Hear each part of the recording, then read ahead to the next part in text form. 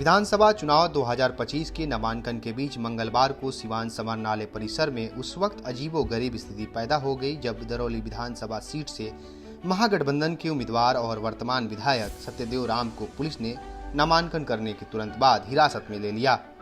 जानकारी के अनुसार वर्ष 2005 में दरौंदा रेलवे स्टेशन पर बिना अनुमति के रेल रोको आंदोलन किया था। उसी मामले में रेलवे थाना कांड संख्या 36/2005 दर्ज की गई थी। बताया जाता है कि इस प्रकरण में सोनपुर रेलवे कोर्ट के एसीजीएम द्वारा स्थानीय वारंट जारी किया गया था। इसी वारंट के आधार पर मंगलवार को नगर थाना पुलिस ने विधायक सत्यदेव राम को समाहरणालय परिसर से हिरासत में लिया है। घटना के बाद विधायक सत्यदेव राम ने मीडिया से बातचीत में कहा कि उन्हें इस मामले की कोई जानकारी नहीं थी। उन्होंने बताया, मैं निर्वाचन आयोग के दिशा निर्देश के तहत सभी जरूरी कागजात के साथ नामांकन करने आया था। जैसे ही नामांकन कर बाहर निकला, पुलिस ने मुझे हिरासत में ले लिया। पूछने पर बस इतना ही बताया गया कि कोई रेल से जुड़ा पुराना मामला है। वहीं सिवान के पुलिस अधीक्षक मनोज कुमार तिवारी ने बताया कि विधायक के खिलाफ सोनपुर रेलवे कोर्ट से जारी स्थानीय वारंट के आधार पर कार्रवाई की गई है। उन्होंने कहा, वारंट के पुष्टि होने के बाद विधायक को हिरासत में लिया गया है। अब उन्हें आगे की प्रक्रिया के लिए सोनपुर रेलवे कोर्ट में पेश किया जाएगा। इस घटनाक्रम से सियासी हलकों में हलचल मच गई है।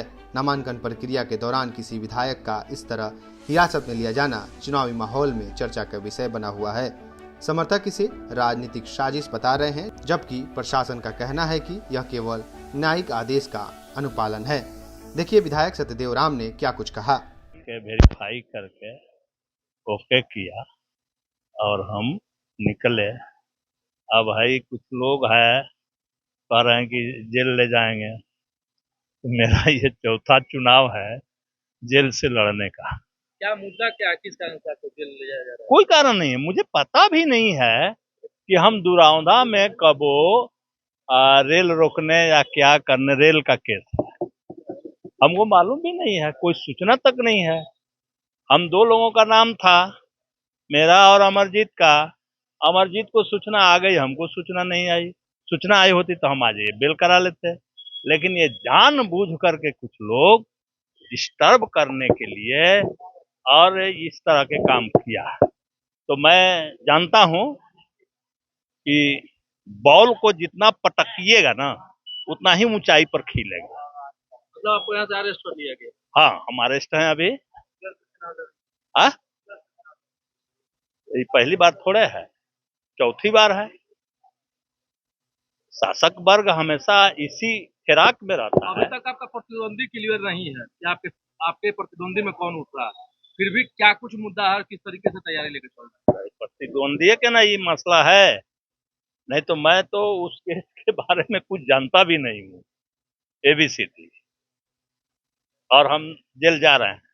तो विभिन्न एंगल से रोकने का हम तो कहते हैं कि भाई आपके पास प्रतिद्वंदी हो तो लाइए, मैदान में फैसला होगा, जनता फैसला देगी।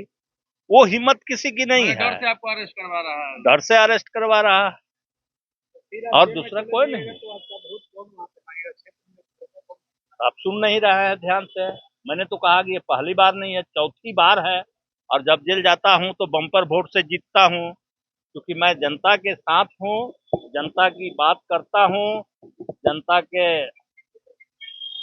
साथ चल करके उन्हीं के साथ रहने के वजह से जनता हमको बम्पर वोट से जिताती। तो फिर ये षड्यंत्र हुआ है तो फिर जिताएगी।